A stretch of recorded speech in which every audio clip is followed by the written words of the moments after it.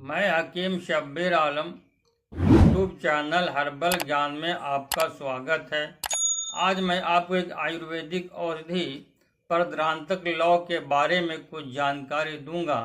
ये औषधि क्लासिकल औषधि है। लगभग आयुर्वेदिक की सभी कंपनियां इसको बनाती हैं। सबसे पहले ये जानते हैं इसको बनाने में कौन कौन से जड़ी बूटी का प्रयोग किया गया है।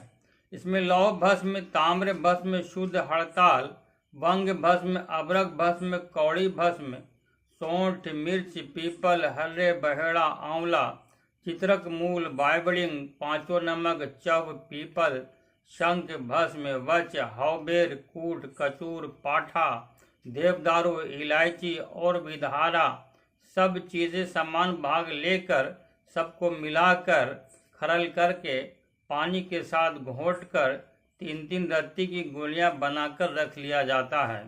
आइए जानते हैं इसका गुण और उपयोग। यह स्त्रियों के रक्त परदर और श्वेत परदर दोनों में बहुत ही फायदा करता है।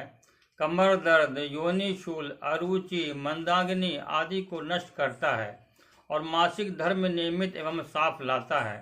पुराने एवं कष्टदायक परदर भी इसके सेवन से अच्छे हो जाते हैं। इसके सेवन से गर्भाशय एवं बीजकोश की शिथिलता में इसका उपयोग करने से बहुत ही फायदा होता है। परदर रोग पुराना हो जाने पर स्त्रियों के अंग में रक्त की कमी होकर शरीर पीला हो जाता है और मंदाग्नि भी हो जाती है। भूख नहीं लगता है, कमजोरी हो जाती है, थोड़ी मेहनत से ही मरीज़ां हाँफने लगती हैं। गर्भाशय और बीजकोश की कमजोरी से गर्भधारण नहीं होता है, बराबर स्राव होता रहता है। ऐसी स्थिति में परद्रांतक लौ के उपयोग से बहुत ही लाभ होता है। इससे गर्भाशय तथा बीजकोश ताकतवर होकर स्राव रुक जाता है और रक्त भी नया पैदा होने लगता है और धीरे धीरे सभी उपद्रव शांत होकर शरीर स्वस्थ हो जाता है। आइए जानते हैं इसका डोज और खाने का तरीका क्या है।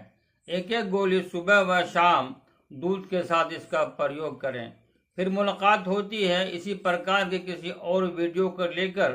अगर आप मेरे चैनल पर नए हैं तो सब्सक्राइब ज़रूर करें, बेल आइकॉन दबाना ना भूलें, लाइक करें, शेयर करें। धन्यवाद।